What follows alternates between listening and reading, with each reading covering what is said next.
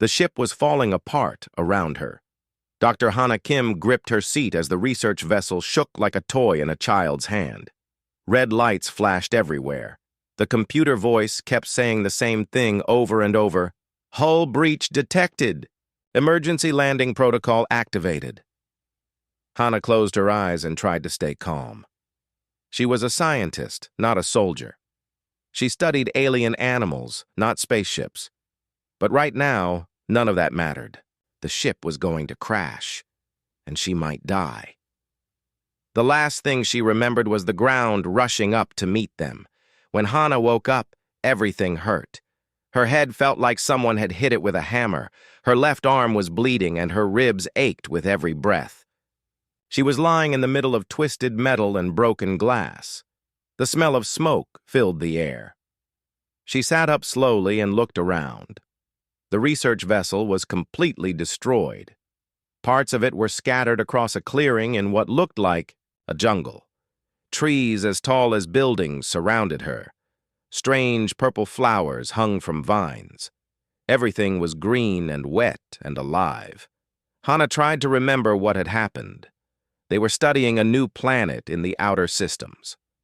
Something had gone wrong with the engines. The captain had tried to land safely, but they were going too fast. Now the captain was dead. Everyone was dead except her. She found her emergency pack near a piece of the ship's wall. Inside were basic medical supplies, a water purifier, some food bars, and a broken communication device. The screen was cracked, but it still worked a little. She pressed the emergency button and hoped someone would hear her signal. "This is Dr. Hana Kim of the research vessel Horizon's Edge," she said into the device. "We crashed on an unknown planet. I am the only survivor. Please send help." The device made a weak beeping sound, then went quiet. Hana knew she was alone. The first day was about survival. She found more supplies in the wreckage. A torn piece of metal became a shelter. A broken pipe became a tool for digging. She made a small fire using fuel from the ship's emergency kit. As night came, she heard sounds from the jungle that made her skin crawl. Roars and screams and things moving in the darkness. On the second day, she found them. Hana was looking for more food when she heard a small crying sound. It was coming from under a fallen tree near the edge of the clearing. At first, she thought it might be some kind of bird, but when she looked closer, she saw 3 small creatures huddled together. They looked like baby cats, but bigger and stranger. Their fur was dark blue with silver spots. They had 6 legs instead of 4. Their eyes were bright yellow and seemed to glow in the shadows. What scared Hana most were their claws. Even as babies, their claws looked sharp enough to cut through metal. The creatures were hurt. One had a cut on its side. Another had a broken leg. The third one was so weak it could barely move. They made soft crying sounds and tried to hide when they saw her. Hana knew she should walk away. These were clearly predators, even as babies. On a planet full of dangerous animals, the smart thing was to avoid all contact. But she was a scientist who studied alien life. More than that, she was someone who could not walk away from suffering. She went back to her shelter and got her medical supplies. The baby creatures tried to run when she returned, but they were too hurt and weak. Hana moved slowly and spoke in a soft voice. "It's okay," she said, even though they probably could not understand her words. "I want to help you." The first creature, the one with the cut, let her touch it. Its fur was softer than she expected. She cleaned the wound and put medicine on it. The creature made a purring sound, like a cat, but deeper. The second creature with the broken leg was harder to help. It tried to bite her at first, but Hana was patient. She gave it some of her food and waited. After an hour, it let her look at the leg. She made a small splint using pieces of metal and cloth. The third creature was barely alive. It was smaller than the others and very thin. Hana gave it water drop by drop and shared her food. She wrapped it in her spare jacket to keep it warm. By the end of the day, all three creatures were sleeping peacefully near her fire. Hana watched them and wondered what she had done. These were probably the children of the most dangerous predators on the planet. Their parents might come looking for them. When they did, they would find a human who smelled like their babies. But as she looked at the three small creatures sleeping by the fire, Hana felt something she had not felt since the crash. She felt hope. She was not completely alone anymore. She decided to give them names. The first one, with the silver spots on its forehead, she called Kai. The second one, with bright yellow eyes, became Rio. The smallest one, dark as the night, she named Nyx. That night, Hana slept better than she had since the crash. The three creatures curled up around her like living blankets. Their purring was a comfortable sound in the scary jungle night. She did not know that yellow eyes were watching. From the trees, she did not know that the adult predators had found their missing young. She did not know that what she had done was impossible in their world. All she knew was that she was no longer alone, and three small lives depended on her now. The jungle was still dangerous. The rescue signal was still weak. She was still trapped on an alien world with no way home. But something had changed. She had a purpose now beyond just staying alive. She had a family to protect. 3 weeks had passed since the crash. Hana's small shelter had become something more like a home. She had used pieces of the broken ship to build walls and a roof. A tarp from the emergency supplies kept out the rain. Her fire pit was surrounded by stones she had gathered from a nearby stream. The three creatures had grown stronger every day. Kai's wound had healed completely, leaving only a thin scar under his dark blue fur. Rio's leg was better, though he still walked with a small limp. Nyx, the smallest one, had gained weight and was now almost as big as the others. They followed Hana everywhere. When she went to collect water, they came with her. When she looked for food, they stayed close by her side. At night, they slept, in a pile around her, keeping her warm and safe. But food was becoming a problem. Hana's emergency supplies were almost gone. She had tried eating some of the fruits and plants she found in the jungle, but many of them made her sick. The water purifier worked, but she needed calories to survive. She was getting thinner and weaker each day. The creatures seemed to understand her problem. On the morning of the 22nd day, Kai disappeared into the jungle. Hana was worried, but Rio and Nyx stayed with her, so she waited. An hour later, Kai returned with something in his mouth. It was a small animal, like a rabbit, but with purple fur and too many legs. Kai dropped it at Hana's feet and made a soft, chirping sound. He was offering her food. Hana stared at the dead animal. She had never killed anything larger than an insect in her life. But she was hungry, and Kai had risked his safety to help her. She built up the fire and cooked the meat. It tasted strange but good. From that day on, the three creatures took turns hunting for her. They brought her small animals, fruits they knew were safe, and even roots that tasted sweet when cooked. In return, Hana shared everything she had with them. She gave them medicine when they were hurt and cleaned their fur when it got dirty. It was not just about food, though. Something deeper was happening. When Hana felt sad about her lost crewmates, the creatures seemed to know. They would press close to her and purr until she felt better.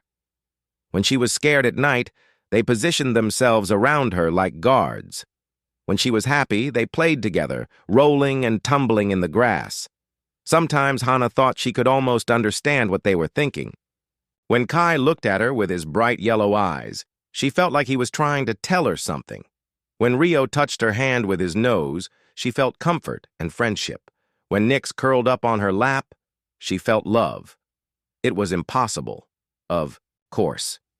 Humans could not read the minds of alien animals, but the feeling was so strong that Hana began to trust it. On the 28th day, the big storm came. Hana had been watching the sky all morning. The clouds were darker than usual, and the air felt heavy and electric. The creatures were restless, pacing around the shelter and making worried sounds. When the storm hit, it was worse than anything Hana had ever seen. The wind was so strong it knocked down trees. Rain fell like bullets from the sky. Lightning turned the jungle white, and thunder shook the ground. Hana's shelter started to fall apart. The metal walls bent and twisted in the wind. The roof tore away and flew into the darkness. Pieces of debris flew through the air like weapons. The three creatures huddled together in the center of the shelter, scared and crying. Without thinking, Hana threw herself over them. She used her own body as a shield, protecting them from the flying metal and broken branches. A piece of the ship's hull, sharp as a knife, flew toward them. Hana felt it cut across her back as she covered Nyx with her arms. Blood ran down her shirt, but she did not move. Another piece of debris hit her shoulder. Then another cut her leg.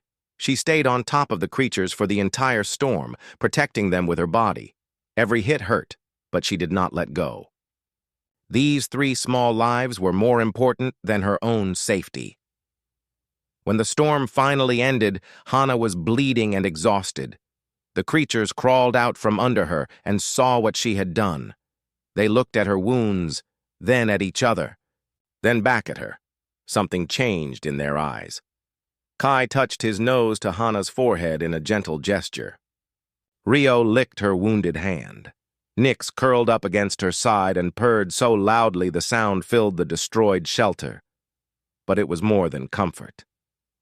Hana felt something new in her mind. It was like a warm light spreading through her thoughts. She could feel their emotions as clearly as her own. Kai's fierce loyalty, Rio's protective instincts, Nyx's complete trust and love. They were not just animals she was caring for anymore. They were her family, and she was theirs. In the days that followed, the creatures became different around her. They no longer just followed her. They anticipated what she needed before she asked. When she was thirsty, one of them would already be bringing water. When she was cold, they would surround her with their warm bodies. They also became protective in a new way. When strange sounds came from the jungle at night, they positioned themselves between Hana and the danger. Their claws, which had been small and harmless, were growing larger and sharper. Their muscles were getting stronger every day. Hana realized they were not just pets or companions. They were becoming her guardians. One evening, as she sat by the fire with the three creatures around her, Hana felt their minds touching hers again. This time she understood something that made her heart race. They were not ordinary animals. They were intelligent, maybe as smart as humans. And they had chosen her as their leader, their protector, their family, not because they had to, but because they wanted to. Far away on the other side of the galaxy, a man named Tae-Min Voss was looking at his computer screen. He worked for the Galactic Federation Rescue Service. A weak signal had reached his station, barely readable through the cosmic noise. It was from Dr. Hana Kim, somewhere in the outer systems. Her ship had crashed on an unknown planet. She was alive, but stranded.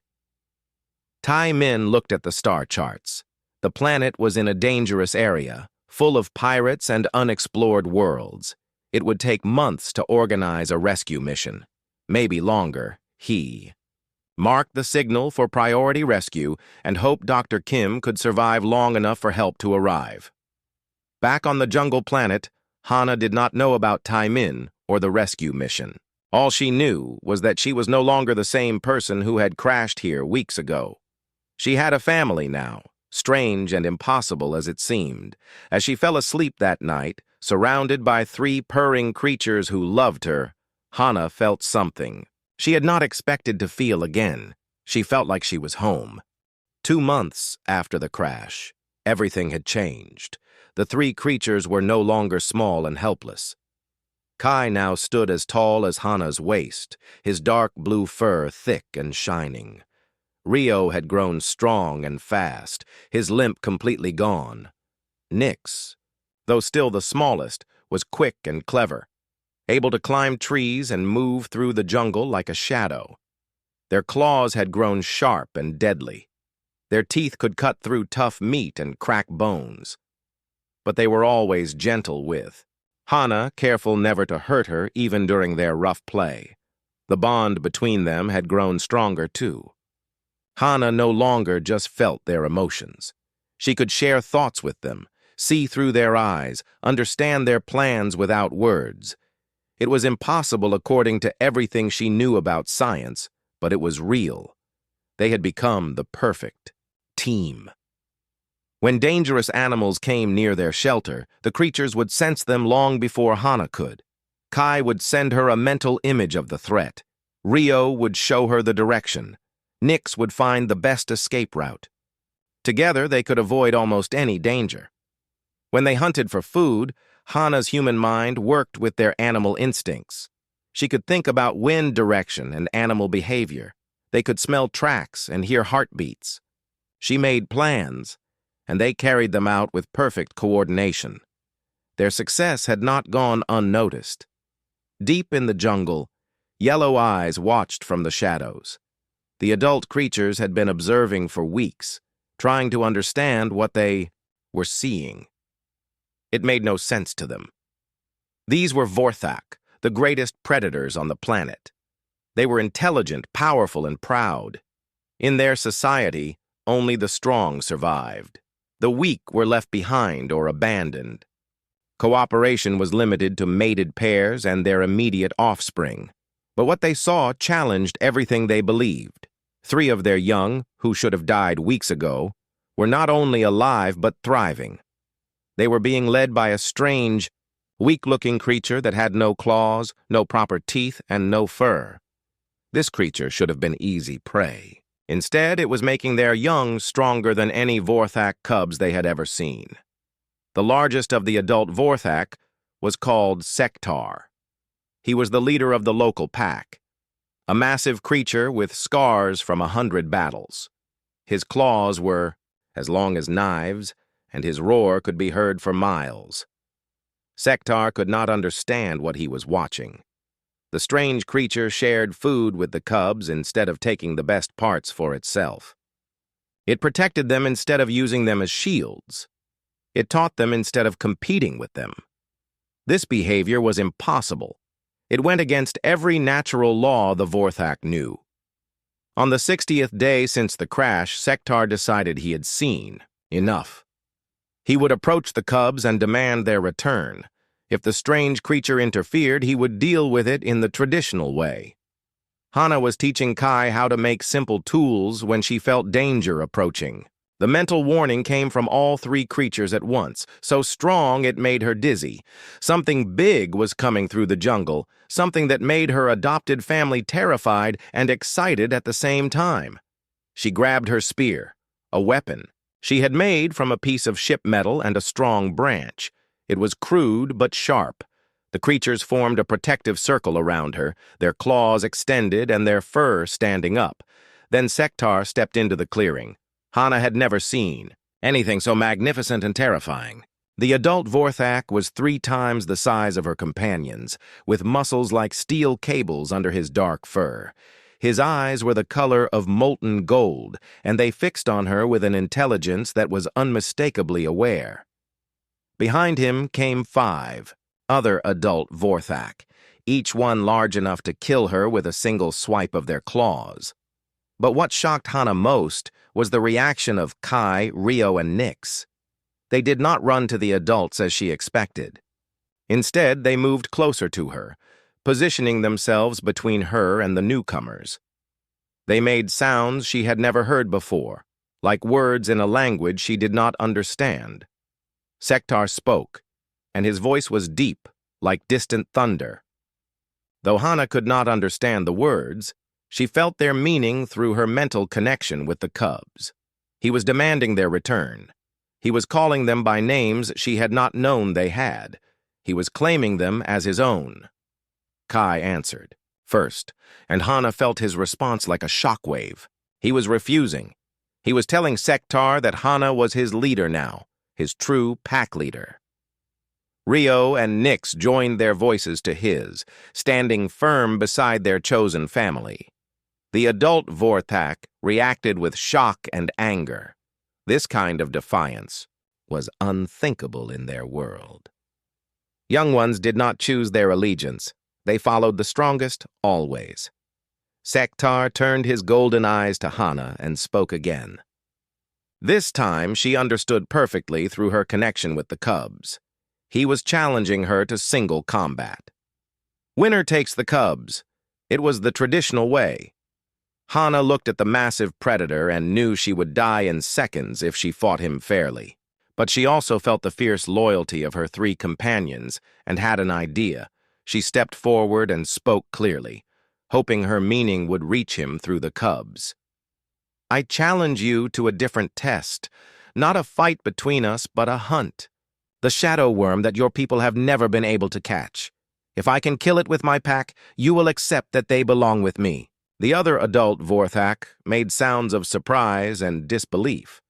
The shadow worm was a legend, a creature so dangerous and cunning that it had eluded Vorthak hunters for generations. Many had tried to kill it. None had succeeded, but Sektar was intrigued. He had been hunting the shadow worm for years without success. If this strange creature could do what no Vorthak had ever done, perhaps there was something to learn from her methods. He agreed to the challenge. That night, Hana studied everything she knew about the local ecosystem.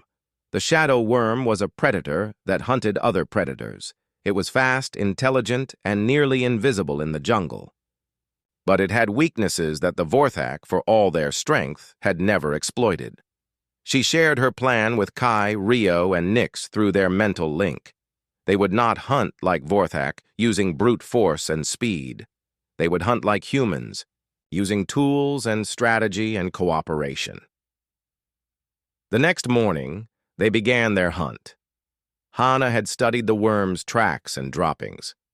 She knew what it ate, where it nested, and how it moved through the jungle. The creatures she knew had abilities. The adult Vorthak had never developed. Kai could sense electromagnetic fields.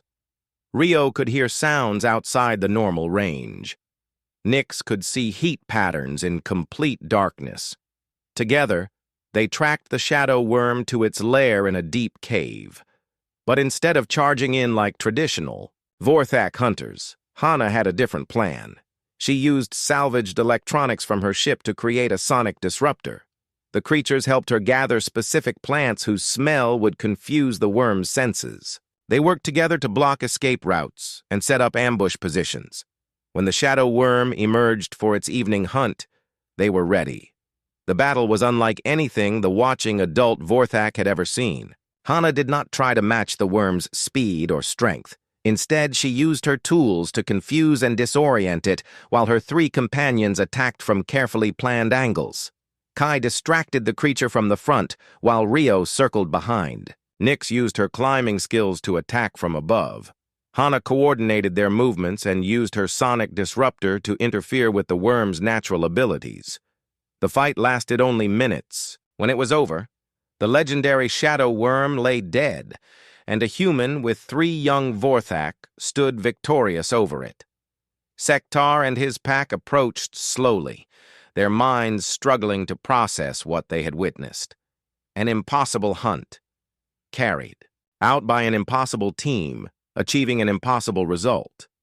An elderly Vorthak named Velsha, the pack's spiritual leader, was the first to speak. Her words, translated through the cub's understanding, sent shockwaves through the group. The prophecies spoke of change coming from the stars, she said. Perhaps this is the beginning of that change, but not all the Vorthak agreed. A younger, male named Korvex, snarled his disapproval. This is wrong, he said. It goes against everything we are. She will corrupt our young with her weak ways. The pack was divided. Some saw Hana as a teacher who could make them stronger. Others saw her as a threat to their way of life. As the adult Vorthak argued among themselves, Hana felt a new kind of responsibility settling on her shoulders. She had not just won a challenge. She had started something that could change the entire Vorthak civilization. The question was whether that change would lead to growth or destruction. The news of the shadow worm's death spread through the jungle like wildfire. Within days, other Vorthak packs began arriving at Hana's settlement. They came from far across the planet, drawn by stories that seemed impossible. A weak, strange creature had done what the greatest Vorthak hunters could never accomplish. She had killed the shadow worm with only 3 cubs to help her. Some came to challenge her. Others came to learn. All came to see if the stories were true. Hana's small shelter by the crash site had grown into something like a village. She had built larger structures using salvaged ship parts and jungle materials. The 3 creatures, now clearly adolescents, helped her create a place that could accommodate visitors. Kai had become the strongest of the 3, his muscles thick and powerful. But he was gentle when helping Hana build, careful not to damage their work with his growing strength. Rio had developed incredible speed and reflexes, able to catch falling objects before they hit the ground. Nyx had grown into the group's scout and spy, able to move through the jungle without making a sound. But the most remarkable thing about them was how they worked together. They never fought among themselves for leadership or territory. They shared everything equally. They protected each other without hesitation. This behavior amazed the visiting Vorthak, who were used to constant competition even within families. Elder Velshaw had become a regular visitor to the settlement. She was fascinated by what she called the new way. She spent hours watching how Hana interacted with her 3 companions, trying to understand the principles behind their cooperation. In our stories, Velshaw told Hana one evening, "It is written that the strongest always lead. But I see something different here. You lead not because you are strongest, but because they choose to follow you. This is a new kind of strength." Not everyone agreed with the elder's interpretation. Corvex had also remained near the settlement, but for different reasons. He watched everything with angry, suspicious eyes. He spoke often with other traditional Vorthak, building support for his belief that Hana was dangerous. "She makes them weak," he argued to anyone who would listen. "She teaches them to share instead of compete. She protects the smallest instead of letting natural selection work. This is not evolution. This is corruption." The tension between the 2 factions grew stronger each day. Hana tried to stay out of the political disputes, but she could feel the conflict building through her mental connection with Kai, Rio, and Nyx. The 3 creatures were becoming stressed by the constant arguments around them. They wanted to please both their adoptive mother and their genetic relatives, but the 2 sides seemed impossible to reconcile. Then came the morning when everything changed. Hana woke to find Corvex standing in the center of her settlement with a dozen supporters behind him. The traditional Vorthak looked larger and more threatening than usual, their claws extended and their fur raised in aggressive displays. Through her mental link with the cubs, Hana understood what was happening. Corvex was issuing a formal challenge, not just to her but to everything she represented. He wanted to prove that the old ways were superior to her corrupted methods. "Your shadow worm hunt was luck," Corvex declared, his deep voice carrying across the clearing. "Any fool can kill a sleeping creature with tricks and tools. But can you hunt like a true Vorthak? Can you face a real challenge?" Hana felt Kai, Rio, and Nyx tense beside her. They were ready to defend her, but she could sense their fear. Corvex was older and more experienced than Sektar, a veteran hunter with decades of successful kills behind him. "What do you propose?" Hana asked, keeping her voice steady. Corvex smiled, showing teeth like white daggers. "The Death Valley Pack. They have been raiding our territory for months, killing our young and stealing our prey. Many hunting parties have tried to stop them. All have failed. If you and your pets can succeed where true Vorthak have failed, I will accept your methods. But if you fail, you will leave this planet forever. Hana felt a chill of fear. The Death Valley Pack was legendary even among the Vorthak. They were larger, more aggressive, and more brutal than any other predators on the planet. They hunted in coordinated groups of 20 or more, using pack tactics that even experienced Vorthak found difficult to counter. But as she looked at Kai, Rio, and Nyx, she saw something that gave her hope. They were not afraid. They were angry. The Death Valley Pack had been threatening their home, their territory, their family. Now they had a chance to do something about it. Through their mental connection, Hana felt their complete confidence in her ability to find a way to win. They trusted her planning and strategy as much as she trusted their strength and speed. "I accept," she said. Corvex's smile grew wider. "Excellent. We hunt tomorrow at dawn."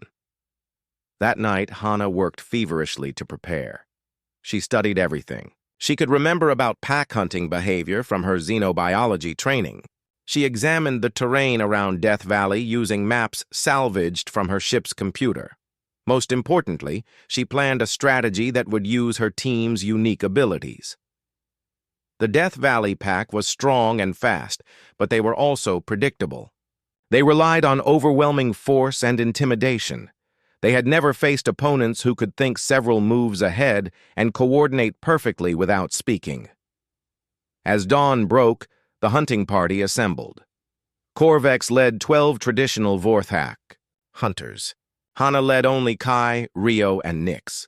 The difference in numbers looked overwhelming, but Hana had learned not to judge by appearances alone. They traveled through the jungle for hours before reaching Death Valley. It was a dark, forbidding place where few plants grew and the air smelled of decay. The valley walls were steep and rocky, creating natural choke points and ambush sites. Corvex's plan was simple and traditional. He would lead his hunters in a direct assault on the Death Valley packs. Mine, then. It was brave, but predictable, exactly what the enemy would expect. Hana had a different idea.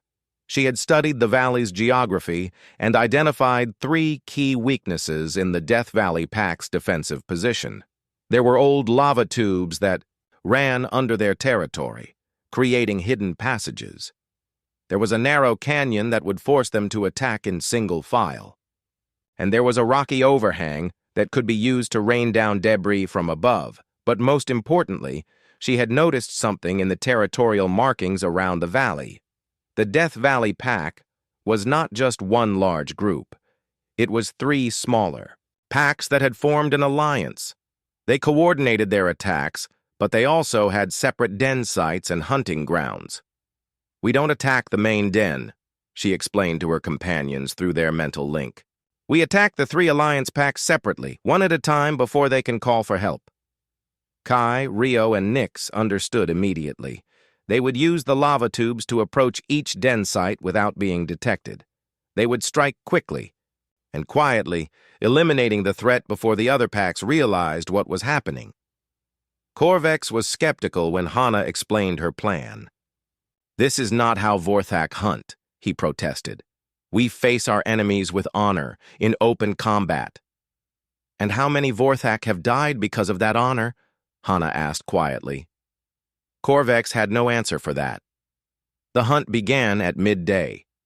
While Corvex's traditional hunters took position for their frontal assault, Hana and her 3 companions disappeared into the lava tubes. The underground passages were dark and narrow, but Nyx's heat vision guided them through the maze. The first pack was eliminated in minutes. Kai and Rio attacked with perfect coordination, while Hana used her sonic disruptor to prevent them from calling for help.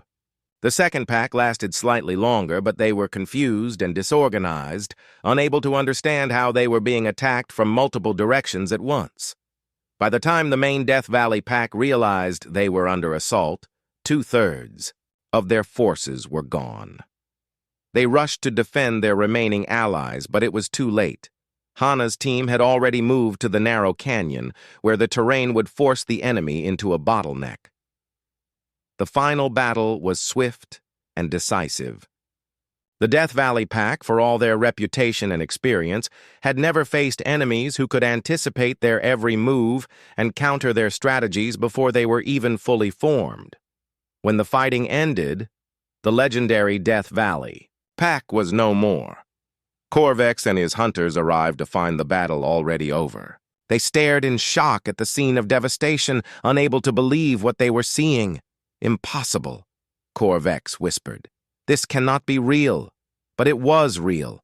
Hannah and 3 young Vorthak had accomplished in one day what traditional hunting parties had failed to do in months of trying. Elder Velshaw, who had followed at a distance to observe the hunt, approached with wonder in her golden eyes. "I understand now," she said softly. "This is not about strength or weakness. This is about evolution. The old ways served us well, but the universe is changing. We must change with it or be left behind." Even some of Corvex's supporters were beginning to look uncertain. The evidence was impossible to deny. Hannah's methods worked better than their traditional approaches. But Corvex himself was not ready to surrender his beliefs. "This proves nothing," he snarled. "Tricks and schemes may work against mindless beasts, but what happens when she faces real opposition? What happens when other Vorthak packs decide she is a threat that must be eliminated?" 4 months after the crash, Hannah's settlement had become the most important place on the planet. The news of the Death Valley Pack's defeat had spread across the world like a storm. Vorthak from every continent came to see the human who had changed everything. Some came as pilgrims, seeking to learn the new ways. Others came as enemies, determined to destroy what they saw as a corruption of their species. The settlement now housed over 100 Vorthak, split roughly between progressives and traditionalists. The tension was so thick that Hannah could feel. It threw her mental connection with Kai, Rio, and Nyx, even when she slept. Elder Velshaw had become the unofficial leader of the progressive faction. She spent her days teaching younger Vorthak about cooperation and shared leadership. Many of them were eager to learn, especially those who had struggled under the traditional system where only the strongest prospered. But Corvex had not given up his opposition. If anything, the success of the Death Valley hunt had made him more determined to prove that Hannah's methods were wrong. He argued constantly that short-term victories meant nothing if they destroyed the Vorthak spirit. "Look at how they follow her," he would say to his supporters, pointing at Kai, Rio, and Nyx. "They have lost their independence, their natural aggression. They are becoming like pets, not predators." It was not true, and Hannah knew it. Her 3 companions had grown stronger and more capable than any Vorthak their age. But they had also grown gentler, more thoughtful, more willing to consider others before acting. To traditional Vorthak, this looked like weakness. The conflict came to a head when messengers arrived from the Great Assembly. The Great Assembly was the closest thing the Vorthak had to a planetary government. It was made up of the most powerful pack leaders from around the world, and it met only when something threatened the entire species. The message was simple. Hannah would present herself to the assembly and explain her actions, or she would be declared an enemy of all Vorthak. "They are afraid," Elder Velshaw explained to Hannah that evening. "Word of your success has reached every corner of our world. Young Vorthak everywhere are asking why they must follow the old ways when the new ways work better. The assembly sees this as a threat to their authority." Hannah understood the politics, but she also understood something else. She was not just being summoned to explain herself, she was being summoned to be eliminated. The traditional leadership could not allow her to continue challenging their authority. As she pondered what to do, salvation came from an unexpected source. A ship appeared in the sky above the settlement, sleek and silver against the green jungle canopy. It landed in the clearing that had once been the crash site of the research vessel, and a small group of humans emerged. The leader was a tall man with kind eyes and graying hair. He wore the uniform of the Galactic Federation Rescue Service, And when he spoke, his voice carried authority and compassion. "Dr. Kim," he said, approaching Hana with careful respect for the three large predators flanking her. "I am Commander Ji-Woo Park. We received your distress signal and came as soon as we could arrange a rescue mission." Hana stared at the commander and his team, feeling overwhelmed by emotions she had not experienced in months. These were her own species, her own people. For a moment, she wanted nothing more than to board their ship and return to human civilization. But then she felt Kai, Rio, and Nix press closer to her sides, and she remembered everything that had happened since the crash. She was not the same person who had sent that distress signal. She had responsibilities now that went far beyond her own survival. "Commander Park," she said formally, "I appreciate your efforts to rescue me, but I cannot leave. Not yet." Commander Park looked around the settlement, taking in the sight of dozens of large predators living peacefully alongside makeshift buildings and human technology. His expression was one of amazement mixed with concern. "Dr. Kim," he said carefully, "I can see that you have established some kind of relationship with the local fauna. But you are a Federation citizen, and we have orders to bring you home safely." "These are not just local fauna," Hana replied firmly. "They are intelligent beings with their own society and culture. And right now, that society is on the brink of civil war because of changes I helped start. I cannot abandon them." Before Commander Park could respond, the sound of roaring filled the air.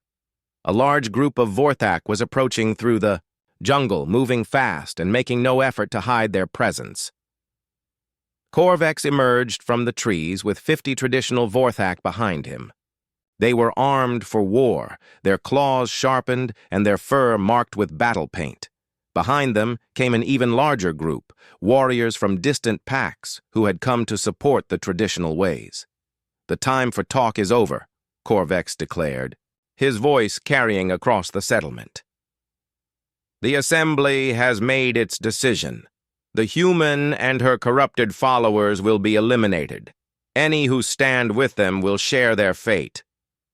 Elder Velshaw stepped forward with her own supporters, but they were outnumbered 2-1. The progressive Vorthak were mostly younger and less experienced in warfare. Many of them looked terrified. Commander Park immediately activated his comm unit. "This is Park to all Federation vessels in the area. We have a situation requiring immediate backup." But Hana knew help would not arrive in time. The traditional Vorthak were preparing to attack, and her friends were about to die because of choices she had made. Through her mental connection, she felt Kai, Rio, and Nix preparing for battle. They were not afraid, even though they were about to face impossible odds. They were ready to die defending their chosen family and the new way of life they had helped create. That was when Hana realized what she had to do. "Wait!" she called out, stepping into the space between the two armies. "Korvex, you say my methods are weak and corrupted, but you have never truly tested them against your strongest champions. I challenge you to single combat, but not just me. My full pack against yours." Korvex laughed, a sound like grinding stone. "Your pack? You mean those 3 younglings? I have 50 of the finest warriors on the planet." "Then you should have no trouble defeating 4 opponents," Hana replied calmly. "Unless you are afraid that your superior numbers are the only thing keeping you strong." It was a calculated insult, designed to trigger Korvex's pride. Traditional Vorthak culture valued individual prowess above all else. Being accused of hiding behind numbers was one of the worst insults possible. Korvex snarled and stepped forward. "Very well. But when I crush you and your pets, all this foolishness ends forever." The battle that followed would be remembered in Vorthak legends for generations.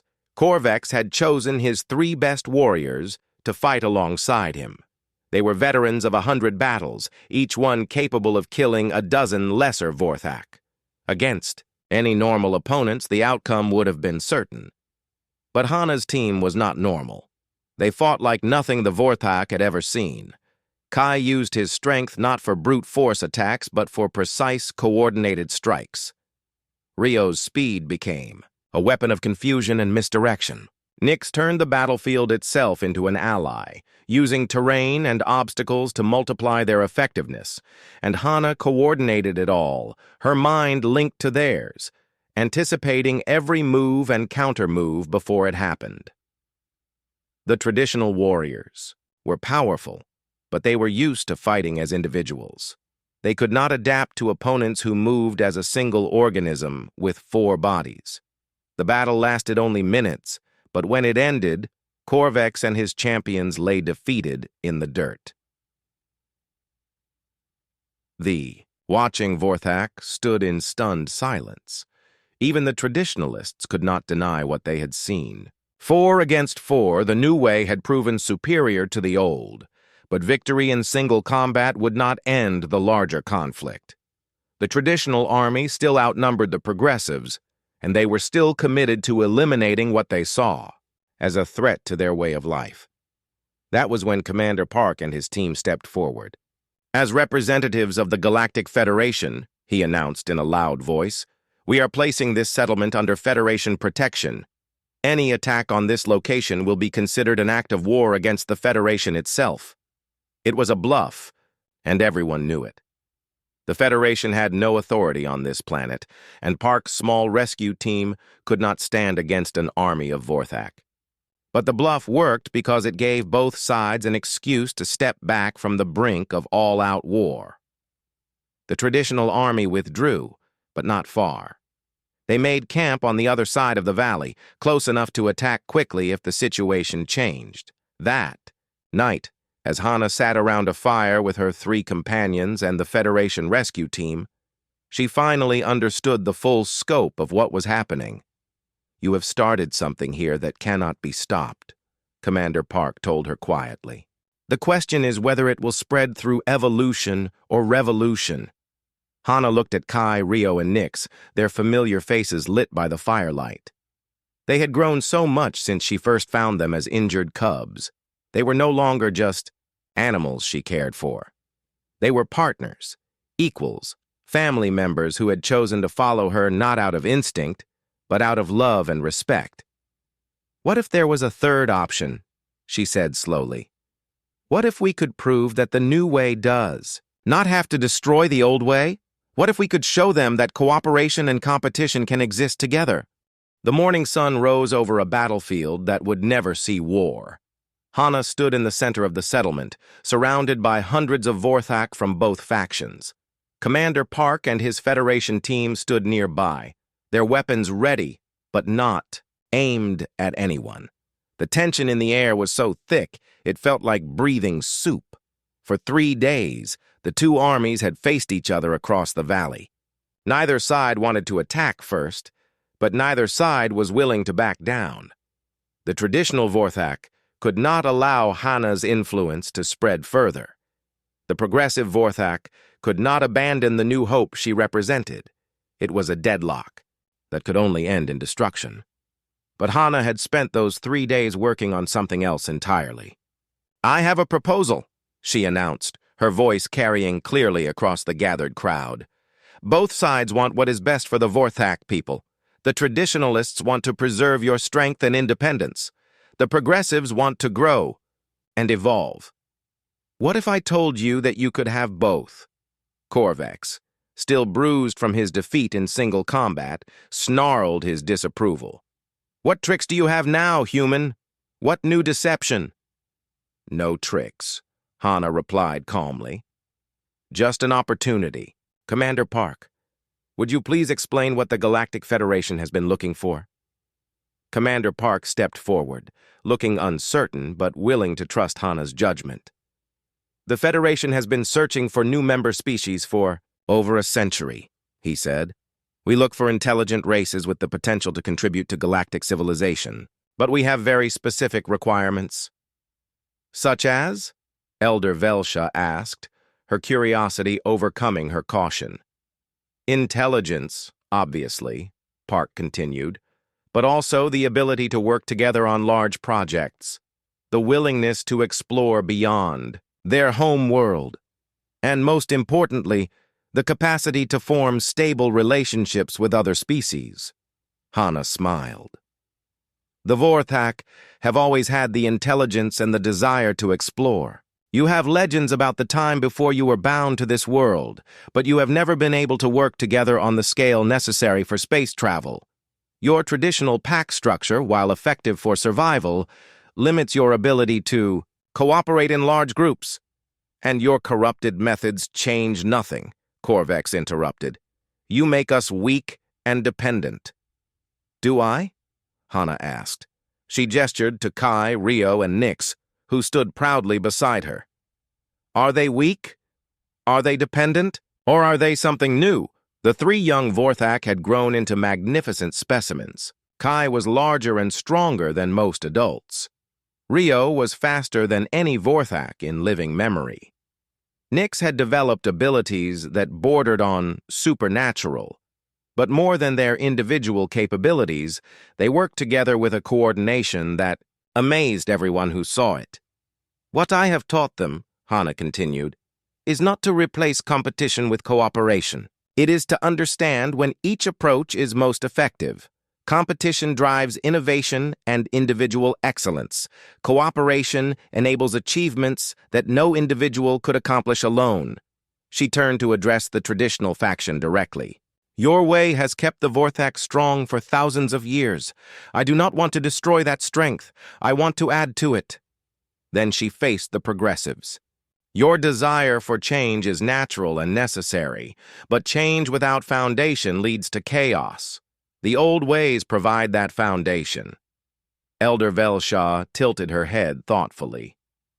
What exactly are you proposing? Hana took a deep breath. This was the moment everything would be decided. I propose a new social structure, she said. Mixed packs that combine traditional Vorthak leadership with cooperative problem-solving. Packs that can compete with each other while also working together on larger goals. And I propose that the first goal should be joining the Galactic Federation. The reaction was immediate and explosive. Traditional Vorthak roared their outrage at the suggestion of contaminating their purity with alien influences. Progressive Vorthak argued excitedly about the possibilities of space exploration and contact with other species.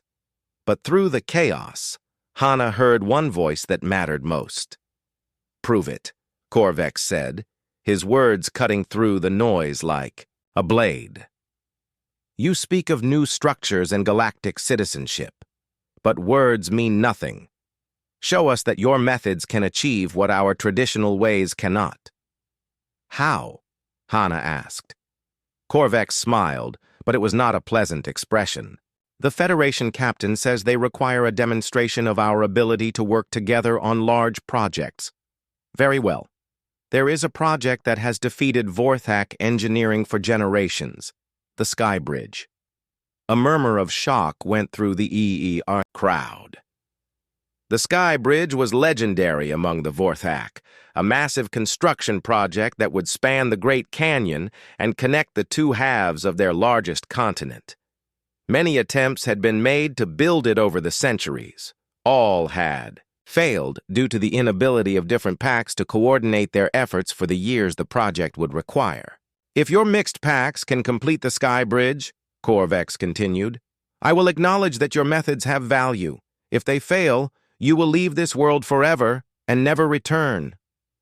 It was an enormous challenge. The Sky Bridge would require the cooperation of hundreds of Vorthak from dozens of different packs. It would take months of sustained effort and perfect coordination. Most importantly, it would require traditional and progressive Vorthak to work side by side as equals. But as Hana looked around the assembled crowd, she saw something that gave her hope. Despite their arguments and conflicts, they were all listening. They all wanted to hear her answer. I accept, she said simply. The next 6 months were the most challenging of Hana's life. Building the Sky Bridge required not just engineering expertise, but also delicate political management. She had to convince proud pack leaders to work under the direction of their former rivals. She had to mediate disputes between traditional and progressive approaches to problem solving. Most difficult of all, she had to prove every day that her methods could produce results. But slowly, gradually, the project began to work. Traditional Vorthak brought their strength and engineering knowledge. Progressive Vorthak contributed innovation and willingness to try new approaches. Humans from Commander Park's team provided advanced technology and materials science expertise. Most importantly, Kai, Rio, and Nix served as living examples of how different approaches could be combined successfully. They worked with traditional packs during the day, learning ancient construction techniques. They spent evenings with progressive groups, developing new solutions to engineering challenges. They bridged the gap between old and new, showing everyone that cooperation did not require abandoning their heritage. As the bridge took shape, something unexpected happened. The Vorthak working on the project began to change, not just the progressives, but the traditionalists as well. They discovered that working together on a shared goal was not weakness, but a different kind of strength.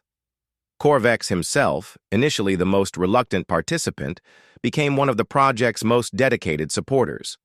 He found that leading a mixed pack did not diminish his authority, but enhanced it. When traditional strength was needed, his pack members deferred to his experience. When innovative thinking was required, he learned to value the contributions of progressive Vorthak. "I begin to understand," he told Hana one evening as they watched the sunset through the half-completed bridge. "You have not changed what we are. You have revealed what we could become." The Sky Bridge was completed on schedule, a magnificent structure that spanned the Great Canyon like a silver ribbon. It was not just an engineering marvel, but a symbol of what the Vorthak could achieve when they worked together. Commander Park, who had stayed to observe the project, was amazed by what he saw. "I have never witnessed anything like this," he told Hana. "In 6 months, you have transformed an entire civilization. The Federation will be very interested in establishing formal relations with the Vorthak." But for Hana, the greatest reward was not political or scientific. It was personal. As she stood on the completed bridge with Kai, Rio, and Nix beside her, she felt a sense of completeness she had never experienced before. These 3 magnificent creatures, now fully adult and bearing the titles of prime hunters, had chosen to follow her not out of instinct or obligation, but out of love and respect.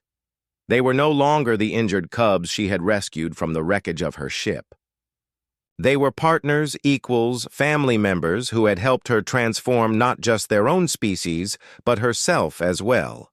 Years later, when historians wrote about the great transformation of Vorthak civilization, they would focus on the political and social changes that followed the completion of the Sky Bridge.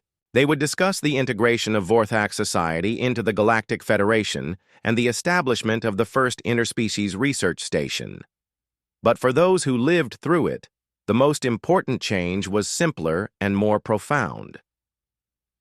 They had learned that strength came in many forms, that competition and cooperation were not opposites but partners, that choosing your family was sometimes more powerful than being born into one, and they had learned that sometimes the most important changes begin with a single act of kindness toward those who have no one else to protect them. Hana Kim once, a xenobiologist studying alien life forms, had become something new. The architect of a revolution built on love rather than fear, cooperation rather than domination.